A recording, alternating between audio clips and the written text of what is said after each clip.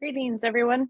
I hope you enjoyed the favorite place activity. I know it's always one of my favorite. I hope that you enjoyed writing the story about your place, and I hope that you enjoyed connecting. And I encourage you to go back and reread and revisit those ideas all throughout the rest of the course, really, and even just kind of reflecting on your place. Because as we move forward, we're going to be really thinking about connecting and taking this information about culturally responsive practices and connecting it to Indigenous education.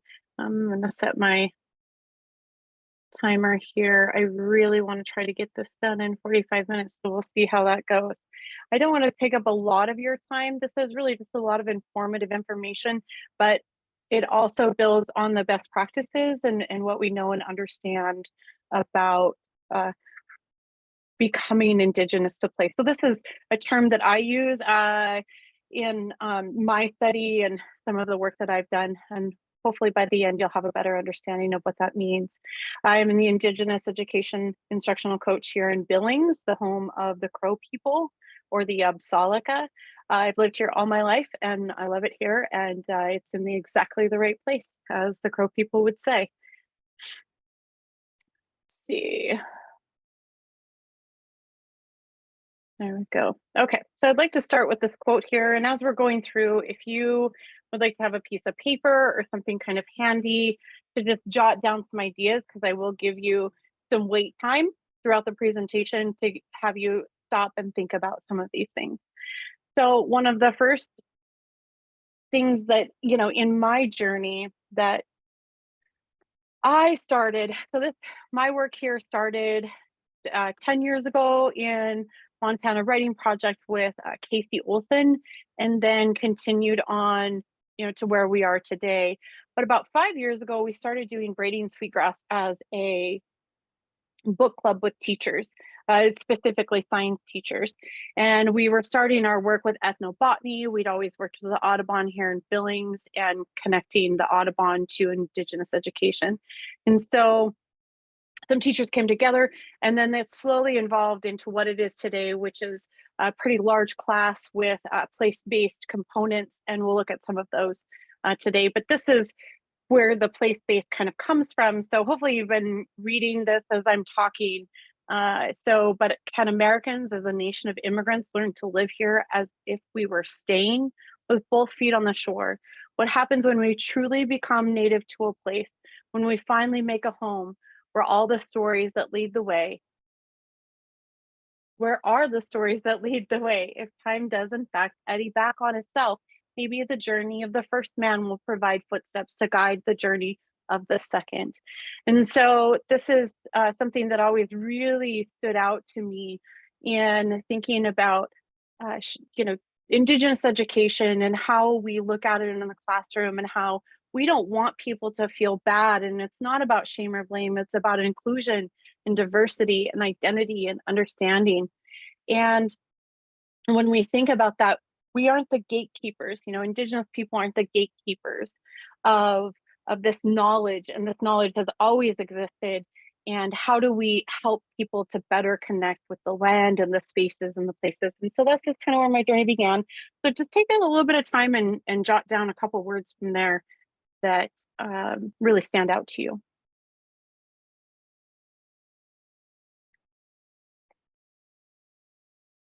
Go about 45 seconds or so.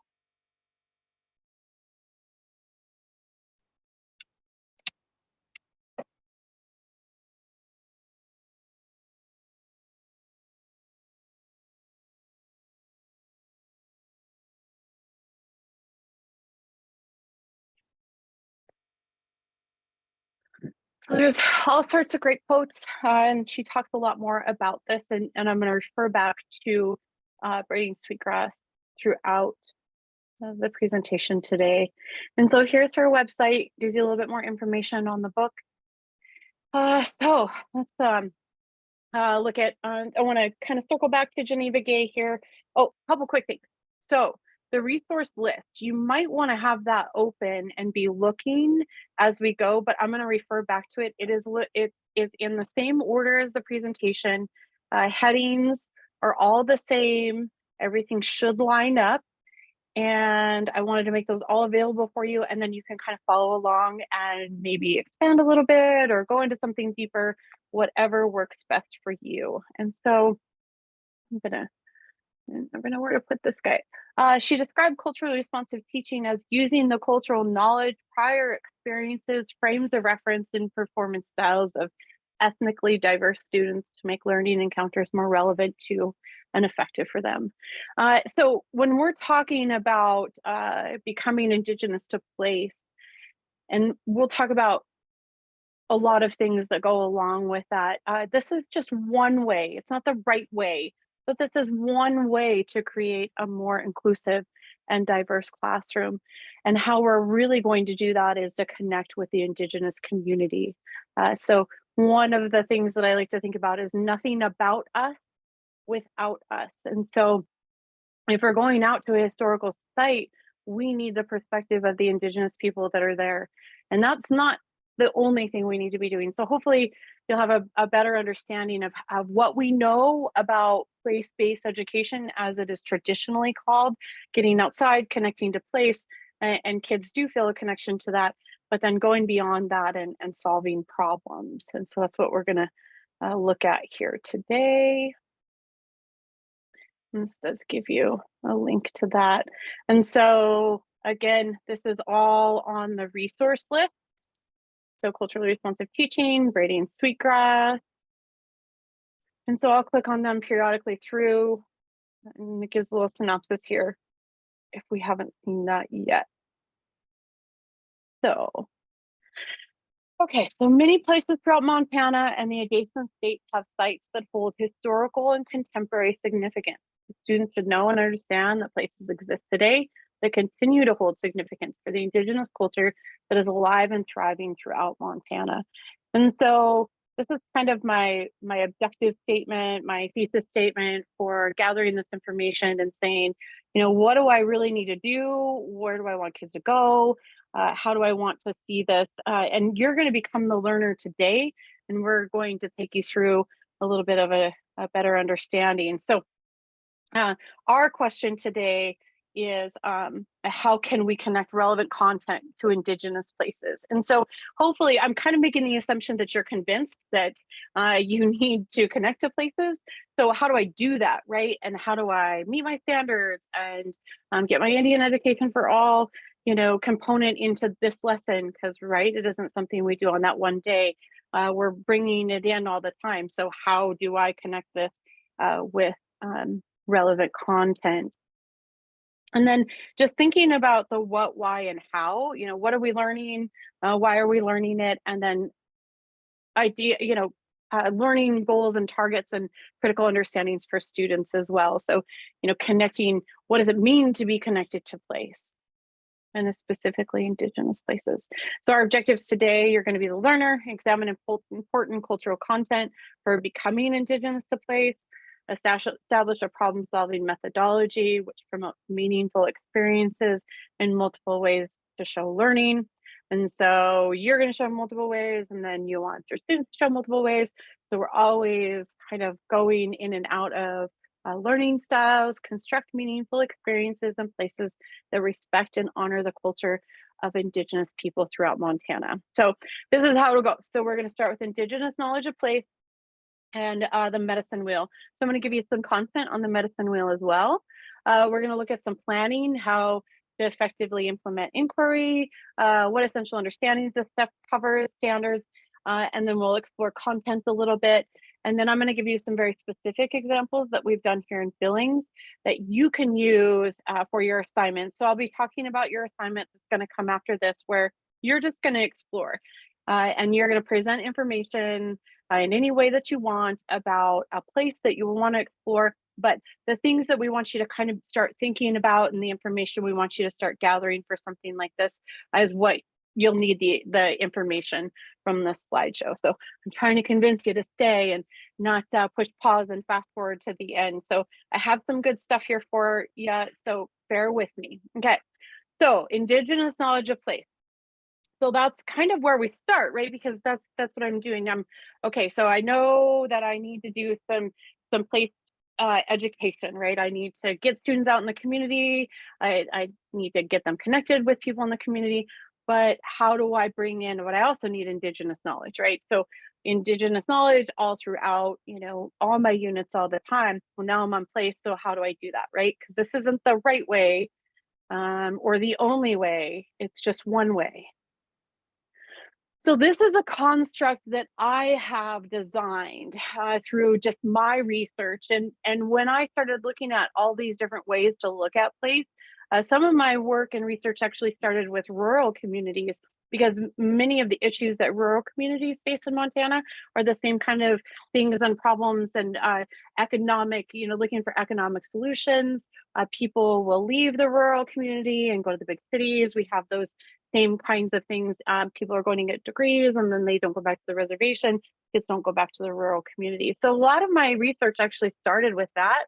And so I was actually kind of in this land-based education world, in how agriculture might, how our approach to agriculture and the curriculum affects students staying in rural communities. And so that's where my work really started. And then I started thinking about and looking at all these different things. And every time there was criticism for any of these types of programs, it was always that the Indigenous community was not included in that conversation. Wherever you are in Montana is an Indigenous land, is still important to Indigenous people today. Some of those sites aren't on reservations, some of them are on reservations, some of them aren't even in the same country. And so in Canada, especially here in Montana. And so how do we bring in that perspective, right? That takes some work. It takes some time. It takes some careful planning, because we know that we can do more harm than good sometimes if we aren't properly prepared and understand and know what we need to know. So I think it's really important before you just start clicking through or looking, that you would need to go and give yourself some background information on the medicine wheel itself. Yeah, good on time. So this is one of my favorite ones. I really like how she talks about the medicine wheel, because when she first starts talking about it, she's like, this is my perspective. This is what my grandma taught me.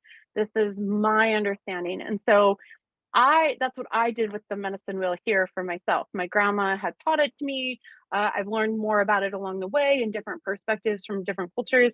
And it's something that has always made sense to me. And so I put all of the different forms of place education, and said that, okay, all these things are great in isolation, and then we need to bring in the Indigenous perspective. And so culturally inclusive classrooms connect students to Indigenous places in their community with local experts through storytelling. And so when we talk about braiding sweetgrass, that's what she does. She tells stories about her life, connects it to her Indigenous knowledge and then her scientific knowledge, and then tries to use it to solve problems, which is basically what we want kids to do. And then A Taste of Heritage is another book that we use a lot of, and she does the same thing. So Alma Snell, and I have that on the resource list as well. And so Alma Snell, she does the same thing and talking about storytelling. And she's got recipes and really cool other stuff in here too. So let's look at, so just, kind of expanding the ways that I approached these was from the different parts of the medicine wheel. So in the middle, you'll see balance, right? Indigenous knowledge of place. Anytime we're working within these. And I guess I should talk a little bit about these. So well, and I will too as we're going through, but placemaking is this constructing social tradition and cultural identity from place. And so it's bringing who you are and what in the place makes you who you are. And I'll get more into that. And then like land-based is land and relationship first. So we're going to look a lot at ethnobotany. Place-based is the starting point for content, where it's like, okay, I have to know the place. So each one of these has their downfall, but each one of them has something really good about them. What they were all kind of missing was Indigenous knowledge of place. And then now we have that brought in, and we get better results, right? Kids feel better about themselves. Teachers enjoy the content more. They have more multiple perspectives. They're better critical thinkers. And so place-based education, you have to understand what this place is, right? I need to know the history. I need to it experienced this place in multiple ways at multiple times. And then critical, but bringing in the Indigenous knowledge, or that it's in there always. Critical pedagogies, really, it's that piece that the other parts are missing, which is this going beyond and solving problems and bringing kids to question and continue to question. And so then I put it into the spiritual, emotional, physical, mental, and then the balance part of the medicine wheel. So this is the Anishinaabe medicine wheel, the one that I was taught, with the green in the middle for balance. And then my grandma taught me that you can connect anything in your life, and if you can always connect it through those things, and think about it as part of the earth, you will be able to find the balance that you need to solve whatever problem it is that you need to solve. So it's probably why I connect so much with it. So then really, again, braiding sweetgrass, she brings in this idea of all of us becoming indigenous to place, and looking at larger ecological issues as well, and bringing in local experts. And I'll kind of connect you with a couple of things that are going on with that. And one of them is just a lot of this comes out of Alaska, right? So this is a place I usually start with kids, looking at Indigenous knowledge of place and Indigenous knowledge systems. And Alaska really has done a lot of really good work, and in they're seeing the effects of climate change exacerbated in the north. And so they have been thinking about and observing and recording, and then they're supported in their communities and bringing this knowledge to educators and the government and things like that. So this is kind of my starting point as well. So I start with braiding sweetgrass, bring in Indigenous knowledge systems, and then we have ethnobotany. So I wanted to highlight this. So this entire series has been extremely beneficial for all of us along our journey. Just really examples and explanations and real world applications, and then kind of fun stuff like cooking and making tools, all things that can be done in the classroom, but still have meaningful, deep connections to Indigenous people. So I'm going through each one. So placemaking comes from to us from Wisdom Sits in Places. And so I had read this quite a little while ago, maybe 3 years ago. And this was really kind of the piece that really brought in to kind of make it more meaningful for me. And it's this idea of the names that we give places and modern landscapes. We should be asking, like, what happened here, and asking the land. And we can do that by immersing ourselves in the land and also thinking about the place names. And so in this no, it's almost like a memoir, really, because he tells the story of being at the place, and then he's actually mapping it with an Indigenous name, and then his experiences that come out of that. So it's those same kinds of things: inquiry, relationships, knowledge, and we'll talk more about that as we go on those three kind of components: the what, why, and how. So land education is more of an emotional connection, in my perspective, right? And so, but we need to analyze the settler perspective. And so looking at, you know, going back and just thinking about, there's a poster that says land for sale, right? And there's a Indigenous man on it, and it looks like a newspaper, and it says Indian land for sale. And this is shortly after one of the first treaties of Fort Laramie. And you have the Homestead Act, and so there's this conflict that occurs, and there's a lot of, oh, it's corporation, and oh, it's, and then, or it's the federal government, and there's these things that are happening that are contributing to these things, and there's not usually a simple answer of how these things come to be. And a lot of Indigenous people had different perspectives on all these situations as well.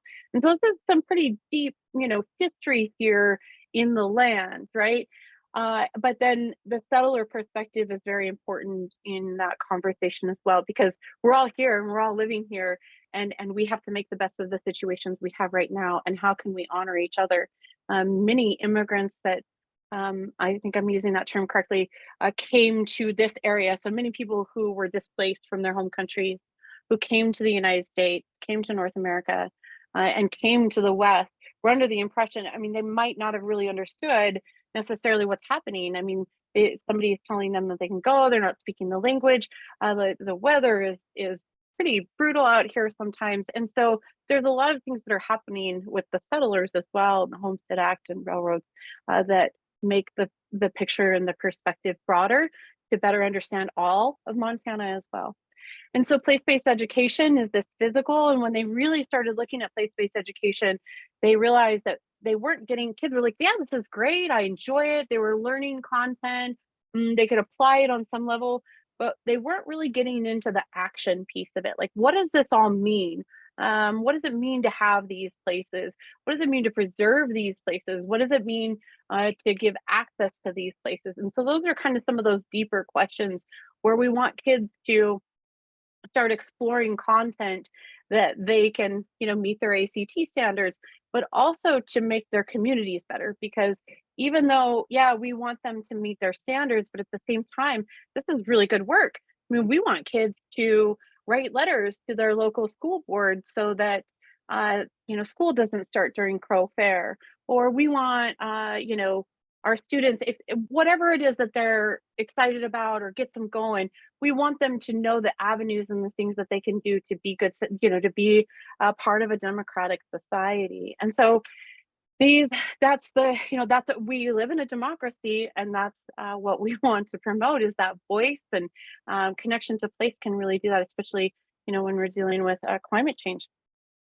So place-based, by not bringing in the Indigenous perspective, they found that kids weren't really looking to solve problems when they were like, yeah, this is great, I feel good, but they weren't, it wasn't inducing more inquiry. So when they started to bring in Indigenous knowledge into place-based education, it really kind of sparked this problem solving. Wow, what can we do to, how can we use this knowledge to clean up streams, or limit soil erosion, or those kinds of things. So really getting into the science. And so then the last one is, critical pedagogy, and you can read these on your own. The slideshow is on in the book in here as well.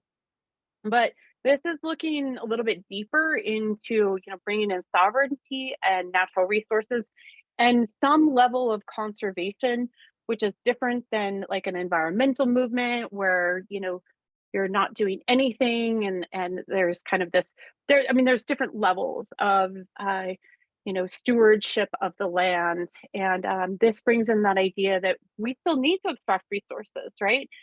And but how can we do that in a responsible way? And braiding sweetgrass gives you a perfect example of this, because the sweetgrass, it actually needs to be pruned and thinned in order to thrive. And so we prune and thin it so that we can have this material that we burn. And let me grab my sweetgrass right here if you haven't seen it.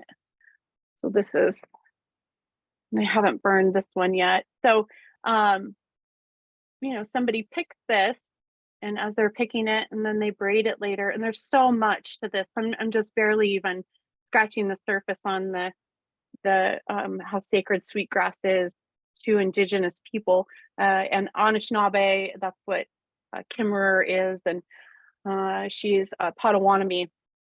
And so I have a lot of connections with that as well, and so do a lot of tribes in Montana.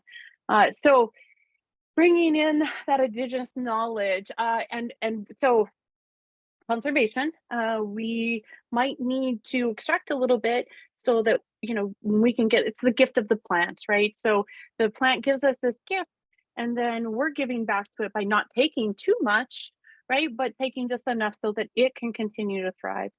You might equate this or make a connection with this to pruning flowers, deadheading roses in your garden, things like that. Lots of things in the garden need to be trimmed and maintained in actually order to thrive. And so that's kind of the idea behind critical pedagogies of place. Again, this is just research and understanding that I have conceptualized to better understand the importance of these things. So let's look at planning a little bit. Let me make sure I haven't really missed anything here. We went to Alaska.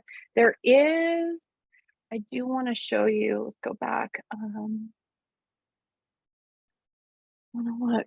So this video really does a very good job of talking about, and I'm not going to have it on here, but it's right here. And if you look at um, the content, and it really does talk about what it's saying is talking about, and then it's a whole series about using the Indigenous knowledge. So they went from, one or two people at the table talking about climate change in Alaska and the things that Alaska was seeing, because it is exponential in Canada. It's 2 or 3 degrees down here, but in Alaska and in the Arctic, it's 12 degrees difference. They talk about 200 miles of ice sheet and shelf that used to be there that's only 50. But now they have the entire table is Indigenous people and just one scientist. So really using the Indigenous knowledge to try to adapt and change to what's happening in the Arctic. It's so really interesting with place-based education. So I just want to look at planning a little bit. So, I always debate on where, what should we do first and what should we do last? And I'm doing a lot of talking, and we haven't done a lot of, directing towards connections, but hopefully you're just making connections as we go and thinking about things that you might be able to do for some kind of investigation into a place activity, and helping students become Indigenous to place. And so this is a quote. This is in Essential Understandings. This is under number 4, which is mainly about the reservations in Montana, their formation, their sovereignty, and what's happening today, and jurisdictional issues, sovereignty, those kinds of things. So maybe they did not own the land in European terms, where you have to have a piece of paper, but they had left artifacts. They had an experience here. Their stories were here. Their people that they loved and cherished were buried here. Their sacred sites were here. If that isn't a sign of ownership, I don't know what is. And so, talking about these things in the present tense, these are still, sacred sites today. And I think this is just a perspective from Dr. Little Bear. If you've ever had it, it's about language, right? It's about, the connection to the land, and our languages develop from the land, and our languages describe the land and what happened here. The Battle of Greasy Grass, the place where the woman saved her brother, right? So those are two kind of places that exist with the Battle of the Little Bighorn. And so, and Red Cloud's War, and Powder River Wars, and things that were happening just outside Billings. And so lots of connections here to the formation of the reservations. And then I really want you to be thinking about inquiry, relationships, and knowledge. And we will focus on these two. So asking questions. Relationships are about the reciprocity, relationship with the land, the relationship with the plants, relationship with the animals, and relationship with the Indigenous community that exists. And then the knowledge, so what knowledge is the Indigenous community bringing me? What kind of epistemologies, what kind of worldviews, and then the challenges that they see as well. So essential understanding number 1, it's important to remember that not all tribes see everything the same way. Not all tribes value things the same. But being stewards of the land is very, very important, right? And then also continuing and maintaining the connection to the land. And there's so much that can come out of this, allotment, and, water rights. And there's so many issues facing so many communities on so many levels. We really think, it's important that the issues that are on the reservation are well known too. When somebody doesn't know that, like, Pine Ridge doesn't have arable water or potable water, that there isn't a good water source. So agriculture really isn't an option on the reservation. And so that limits people's ability to have economic activity, which leads to, sovereignty and those kinds of things, right? If I don't have access to the same resources. But every tribe approaches those things differently. The past is different for all tribes. When we're getting into content, of course, not all tribes look at things the same way or names plants the same way. And it's really interesting to look at a place that has all sorts of different names from lots of different tribes. So that shows a lot of different things about history as well.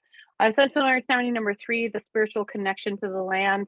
Our churches aren't on the side of a street; it's out in the land. It's a crazy mountains or the Black Hills or Bear Paw or Cypress Hills or Sweetgrass Hills or something like that, right? Those are their places in the land, not something you can pick up and move.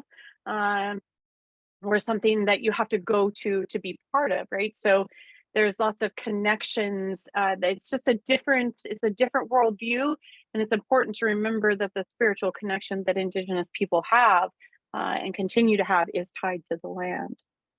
Medicine Wheel is a good example of that. So essential understanding number 4, reservations, how they're formed. We will take kids out to the reservation. We take teachers to the reservation all the time. I know that that's not possible for everybody all the time, but as much as you can have those opportunities for students.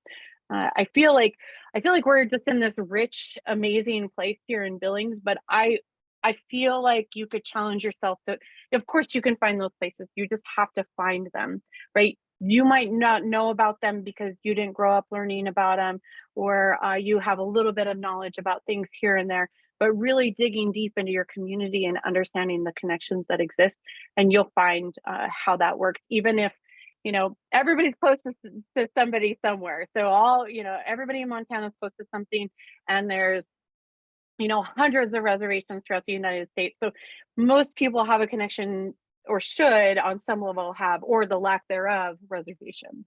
And so really important to be thinking about how those were formed, how things are happening today, and what kind of problems for the future we can solve. Or what kind of problems that we can solve in the future. So making sure that you have effective inquiry. I have a couple resources here for you. 5E lesson planning is really kind of my go-to for this kind of stuff in social studies and science when I'm helping teachers build lessons. And then these are our big questions. What happened here? Who was involved? What it was like? Why should it matter? Whose story is being told? Who is telling the story? And is anyone being left out of the story? And so those are really important questions that we're just asking kids to think about, not giving them answers. We're not telling them, that they're right or that they're wrong. We're just asking them to think about these questions all the time. Whenever they're out of place, we do this with literature as well. Okay, so just looking at social studies. And so this is my content area when I was teaching. And so I have some pretty extensive things that I've done in my class and how that looks, and the progression and the deepness and understanding, right? And that would make sense because it is the place, has historical context, and it's really important to know and understand those as well. So then this is just an example of how I conceptualize this. So inquiry, relationship, and knowledge.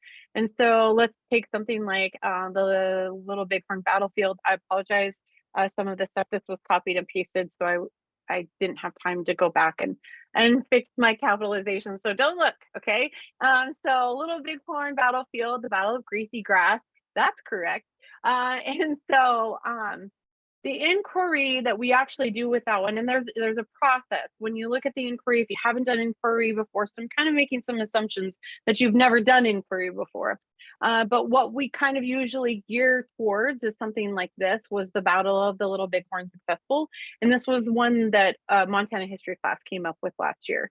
And so they were, and then it opens up this idea of what's success and what does it mean to be successful, and does anybody ever win a battle? And those are great questions. And when we get down into the deepness of it, we're asking kids to think about, well, why is this important? Why am I learning this?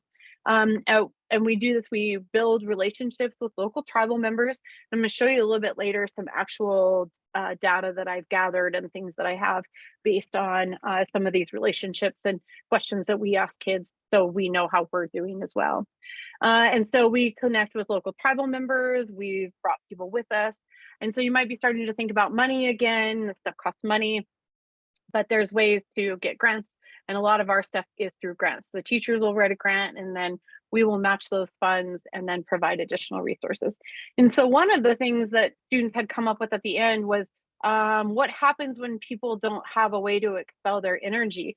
So one of the things that they kept thinking about, and we were talking about when we were there, is when you take this warrior and you confine him to a space, the bison is gone. And so what happens? Well, it's being manifested in basketball all over the state. And that actually comes from Josh Stewart. He is a local tribal member. He's out of Lodgegrass. He's in Lodgegrass. He's coached and he's just amazing and he's fabulous. And he does really great work with kids. And that was something that we had worked with some kids up there with him. And that was one of the things that he had said. And that was one of the things that the kids were coming out of it. They were saying, well, what happens when people don't have energy or a place to go and expel their energy and get rid of that energy? And then they talk about school too. And a lot of stuff will come back to school and things that they want to change in education. High schoolers want recess at in their sophomore year and nap time and things like that. But then there's sometimes you're like, man, there's some level of legitimacy to what they're saying, or why can't we do more of this? Why can't we be outside more? And of course, my answer is always funding or whatever. So go be a legislator and apply more money to education. And so these are very social justice ideas that the kids are taking on, and that's what we want. What questions do you still have? And always revolving around inquiry, questioning, the simple way of looking at it, right? Relationships, who, what, where, why, and how in this place. And then the knowledge. What is the specific knowledge that we're obtaining from this? Got some other things here. The original Crow Agency of Butcher Creek. This is a really interesting project that comes out of Columbus and Casey Olson. But it's a really good example. But was the Treaty of Fort Laramie fair? Students will read that. We might go out to Butcher Creek and talk about that was the movement of the agency. And so tying these things together. So science, same kind of stuff. Is there standards that align? Is there other stuff out there? Absolutely. Can I take other standards and flip it to have an Indigenous perspective on it all the time? These are just the ones that fit with place really well and where you want to be kind of thinking about where something like this might fit. Try to kind of go, levels and get you something elementary, middle, and high. So then this is specific content, right? Which is the area that I work on. And so from snapping turtles to prairie dogs is what I always call it. So we've done work with Rocky Mountain College where we go and count snapping turtles with them. And this one's a very direct one. So we help them trap and track and mark snapping turtles on the Crow Reservation. We had kids do this. And then, when you ask the kids, what are they doing and why are they doing it? They say, well, because the snapping turtle helps the ecosystem and we need to make sure that the populations are being protected. And there's all sorts of biology that goes into why they're diminishing in the Pryor Creek. And so the kids, they have this big lesson in biology. We do it at the Audubon and we do soil sampling with geologists and, water sampling with biologists. And we try to use the places right here in Billings just as much as we do historical sites, right? Because we're in the urban community. And when we can say, wow, Indigenous people were right here and we're still here today and we're sharing this knowledge, right? So we are at the Audubon sharing this knowledge of what it's like to be in this place. It's hard because we don't, it's land that is no longer, free to be roamed on by, the Crow people or the Northern Cheyenne people that it was before. But we can still, bring people in and build those connections so that we can become Indigenous to place as well. So, just like going to Canada and learning their ways and learning the local dialects and what to say when and where and how. That's what we want people to think about the land and the places that we occupy and the places that we go to and the spaces that we, spend time in. Math is a little bit more of a stretch for me anyway, but we have brilliant math teachers that can put these things together and I usually go to them for it. So I can't really get into a lot of this, but there is this relationship that exists on a map that I can do some graphing and then I can go out into a space and apply that. We've done that with the Alcatraz lesson that you'll see coming up in another module, or just taking kids to Plenty Coup and doing cross-curricular activities between math and ELA. And so, thinking about, and we have some direct, instruction in we have this PLC work that asks in math class, uh, is this a fair distribution? And how can some of these things, help with social justice? So our math curriculum actually asks that of kids. So it's been an interesting journey to apply that into the classroom and get kids to start thinking about that, right? But I look at a map and I'm like, wow, is this fair? Is somebody being left out? Is somebody's story not being told? Why did it get the way that it did? How did it get to the way that it did? So then ELA standards, what we end up with, end up doing with this a lot is the kid is reading, we have novels that we read, and then we try to connect with a local tribal member and connect whatever the tribe is or the tribal member from the book or what they're talking about with somebody and parallel. We have lots of great books that we have lots of resources to, and just perspective in kids. We will rely on former students to come in and tell stories. But remember, it's all around storytelling. And so ELA lessons, building better communities, and really does tie in with social studies too, because while we're learning the history, we're also learning stories, and then we can bring in the ELA standards. And at the end, maybe students are writing a letter to the city council or the principal of the school or something to change or get people talking or to start a conversation. Okay, so I went through a lot of that pretty fast, but that was kind of on purpose because I'd like to do a little storytelling of my own and give you some examples. And so in the lesson, you're going to investigate, and I give you a big list. You're just looking for a place. How does this connect to my standards? You're not going to do a lesson plan. I mean, you can if you want, but you're really just bringing the information together and coming up with some kind of action plan, or maybe you've already done something.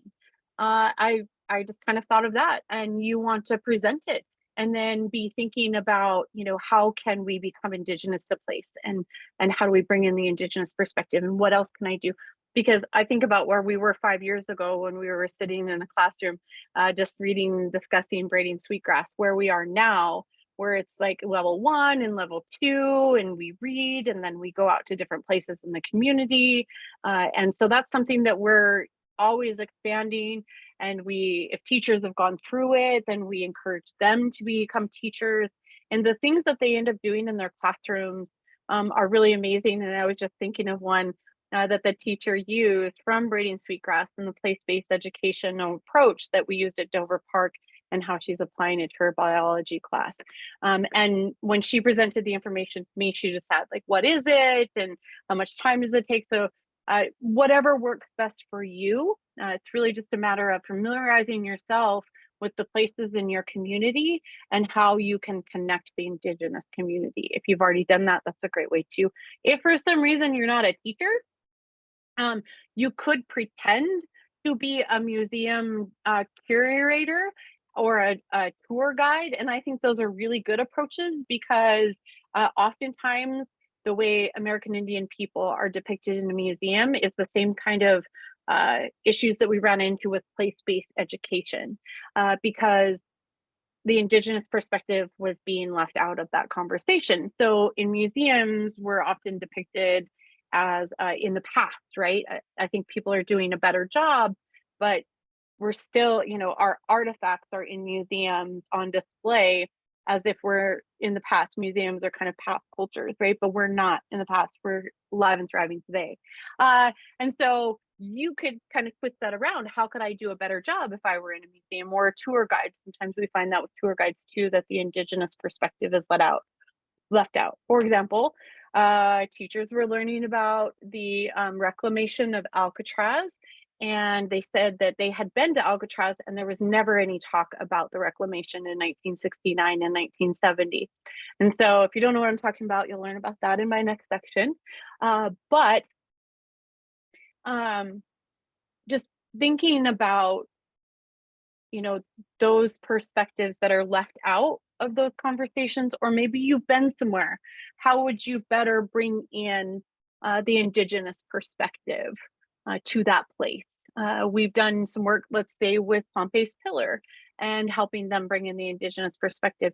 There wasn't really anything significant that happened for Indigenous people there. There's a couple little things that I've heard and stories that I've been told, but for the most part, it's really Sacagawea's history, right, that ties in, so that that's where we start, and we start to try to bring in her story and her truth and her perspective and what it was really like for her. So making those connections and finding where the Indigenous perspective is being left out. So that's the assignment. Let me give you a couple examples. So we have professional development and then student. So then I have student stuff. I can't show you a lot of the student stuff because I have students that I don't have permission to share. So, but I do have permission from a couple. And so Crow Fair. I take teachers to Crow Fair, and yeah, perfect. Yes. Okay, so take teachers to Crow Fair. Here's their essential understanding. So this is an example of something that you might put together. So you'll see that I have Walter here, and this is a lot, right? Like this is a lot of stuff. I mean, this took hours and hours and hours. So we're not expecting anything like this, but some good thought into it. And of course, this is a professional development. So we have different standards for professional development. And I didn't include these here because I wanted you to just think about, like, if I were taking kids, it would look pretty similar. Or maybe you would be taking students. And then I was just thinking, wow, if you were a tour guide, but people say, well, isn't that, misappropriation, or wouldn't that be like, is that appropriate, or should I be doing that? And I say, well, do you have the Indigenous perspective? Do you have, several Indigenous perspectives? Do we have, multiple people coming into the conversation and talking about their perspective? Absolutely. Then, it's like at the battlefield, there are, Crow tribal members that work there. And so if somebody were, and I know people have done this, where they do tours of, Crow Fair, and Shane, that was where the idea came from, because Shane Doyle is the person who helped me put this together, and Walter runs above, and so he had done it, and then now he was helping me build it for teachers. Okay, so at the beginning, Walt would come on the bus and he tells all the teachers what to expect. And it was pretty funny the first year that we did it, because I'd asked him and said, what do teachers need? I mean, I know they're going to need good shoes and water, and it's hot, and Shane and Walt had both said, tell them to bring their chairs, right? So that they can set up their chairs in the arena so that we have a good view for grand entry. And it was pretty funny, because as the teachers were walking up and putting their chairs in, Walt just got a really good chuckle about it, because he was like, oh, they were like, these ladies are prepared, it was great. So and then another part of it, so we go to the parade, he talks about the parade, and we watch the parade, and then we go to camps, and the best fry bread ever, and they're huge, 2-man job. And this gentleman was talking about what they do at their camp while they're waiting for the next event to happen. Shane will talk about, it being a family reunion, different protocols and procedures that he shared, like if a certain family's camp wasn't there, the implications of that. And then this gal has been involved in education for a really long time, so we went and sat and listened to her, and it was really nice. And she talked about some protocols and some cultural things in Indian communities. I mean, it's just real immersive. And then we have some pictures of jingle dancers and then fancy shawl at grand entry. I did have a funny picture, I thought, of some teachers, but so that's Crow Fair. So that's just one example of immersion. So this was teachers, part of the Braiding Sweetgrass group, and we went out to Plenty Coup Park, and we were making connections. And this is the park ranger that's there. That doesn't cost you anything, right? And you do have qualified people that can work with you at most sites. But it is really nice if they have an Indigenous person, and the parks, they're getting a lot better about this, is they're making sure that they do and hire Indigenous people that can offer their perspective. So this is Mark, and he's talking about Crow culture, and he's also Piikani, and so he talks a lot about Blackfeet perspective as well. And we made some connections with the braiding sweetgrass and apples and propagation, and how we can learn from the plants and what we can learn from the plants, and really just looking deeper at the landscape. And then there's some beaver ponds that have emerged at the park, and the wildlife and the restoration of the beaver in this particular area. So we did a deep dive into the beaver and why the beaver is so important. And I remember we were walking back and teachers were saying things like, wow, imagine what the beaver could do really to help with flooding, or maybe it's a solution for climate change, or and I just remember thinking, yes, we've made this happen, right?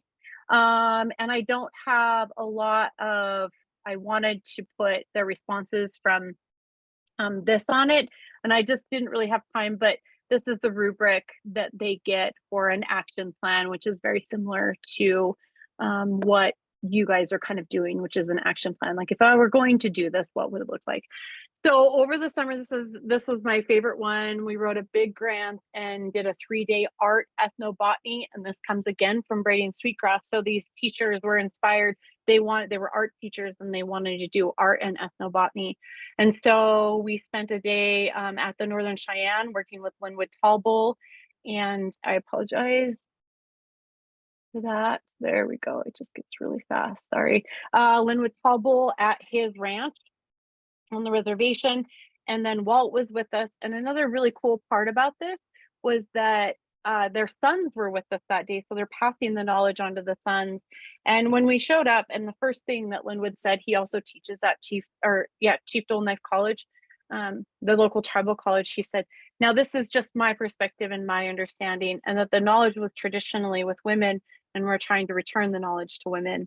And so you'll see in here the teacher who made this for the day talks a lot about culturally responsive practices. We went to Deer Medicine Rock as well. If you don't know about this site, it's the site where Sitting Bull had the vision that Custer would be defeated at the Battle of Greasy Grass. Day 2, so this was the 3 days. The second day we spent with Ben Pease, and he is so amazing at inquiry. He took teachers through this inquiry process through art, and finding places in your mind where you have more questions about things. And there was some moments where it was hard. I mean, teachers were working through things, and he was challenging their perspectives, which I really, really appreciated. Because if you don't know Ben and haven't had a chance to see any of his work or read any of the things that he's written, he's got some very, very controversial stuff on some level that some people might find really controversial, but he's also challenging our perspective and the Indigenous perspective. And he's got a great story, and the stories that he tells about the places that he's been are just really great for teachers. And I do have actually some teacher testimony here. Oh, stories I learned from his perspective, stories and pieces. Oh, so third day, I apologize, guys. So this was kind of the last day to wrap things up, and what are we going to do with this information? And so, many of the teachers talked about gardens and how this is great for sustainability, and that's why a lot of these things come together, because food shortages, or thinking about water conservation, or cleaning up water, or in not just climate change, the problems that our community, overpopulation, urban sprawl, how do we balance these things? So Dover Park, I want to give you a little picture of Dover. So if you haven't make it out to Billings, or if you do live in Billings and you haven't been to Dover, Yellowstone River is the longest undammed river in North America. It is ancient, very ancient. The riverbed itself is an extremely old riverbed, and it is wild. And if you remember the floods this summer, saw any of that, it was real. The water was all the way in here. This whole entire area was flooded. And so was it over here. I mean, it looked like the Mississippi flowing through here. And not too much damage around here, but no dams, no way to, we have a lot of riprap along the river, but we take teachers out, and we have a naturalist that we work with who it does a very, very good job of bringing in a plant perspective, and then we used Kim Rohr to bring in the Indigenous perspective as well. And so this is teachers hanging out and doing our thing. And then this is kind of part of a larger project that involves both kids and students. And so at Medicine Crow Middle School, students wanted to make a medicine wheel, the All Nations Club. And it ended up being a lot bigger than just some rocks on the ground and then learning about it and measuring. And we ended up with a permanent installment. We're doing the same. We have a teepee out here as well. That's a permanent installment that with students, welding class built it and designed it and did the research on it. And then they put it out here. So there's a permanent metal teepee structure. And we worked with both Dr. Shane Doyle and Walter Runs Above and the Grovant family here in Billings on all of these projects. So when we have a big project like this going on, we bring in Indigenous people to give us perspective and understanding on what, where, when, why, and how. We still have a little ways to go to bring in information. So Battlefield, so for kids, so at Crow Fair, again, we want teachers to take this stuff into the classroom. So one of the things that happened is our school year has started earlier now, and it doesn't coincide with Crow Fair. And somebody said, well, they should just move Crow Fair.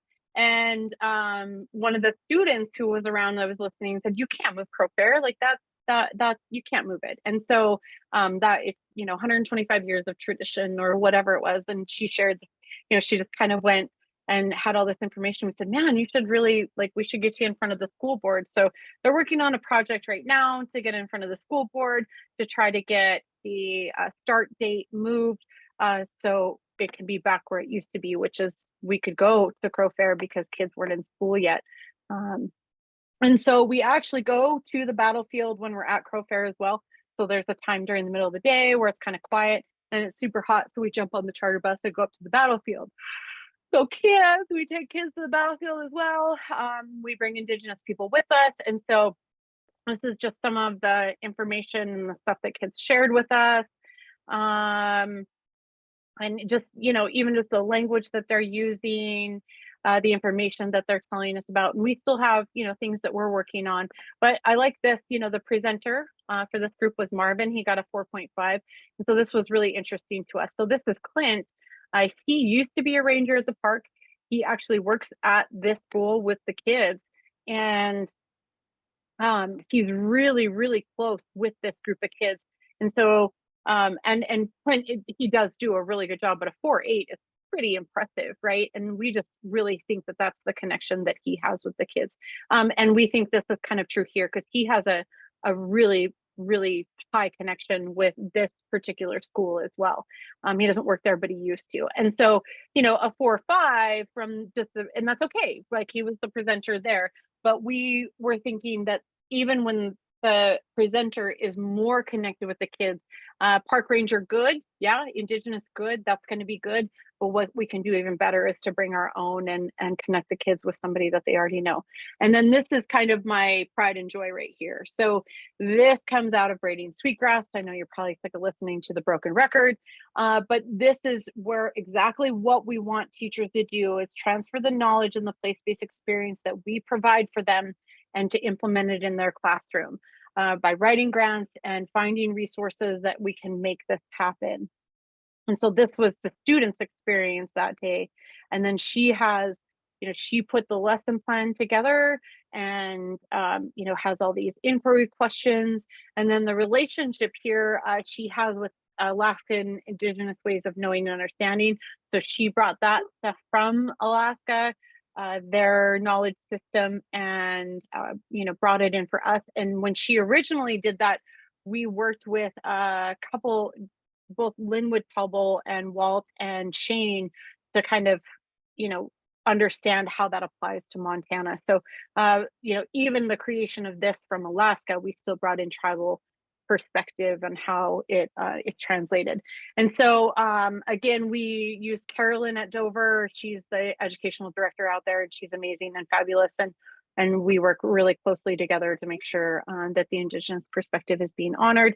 But I guess the point in Dover is that it doesn't always have to be, you have park rangers, it doesn't always have to be an Indigenous person, but there still has to be the Indigenous perspective. And then when we can bring in Indigenous, speakers or perspective, that's important as well. And what Sarah will do, Lord, that teacher that took kids to Dover, she will have kids watch some videos that we have that are available, and then some stuff that we put together based on the ethnobotany series. And so the possibilities are endless. Hopefully I've convinced you that Connection to Place is a great way to bring inclusion and diversity into your classroom. So the next thing you're going to do is investigate your own place and present and bring something forward that, I have some stuff on there, but it doesn't have to be anything super formal, a couple pages. Just try to hit the points that are in there and you'll be fine. Don't hesitate to reach out if you have any questions. Thank you so much for listening to me talk about my work with place education and becoming Indigenous to Place. Thank you.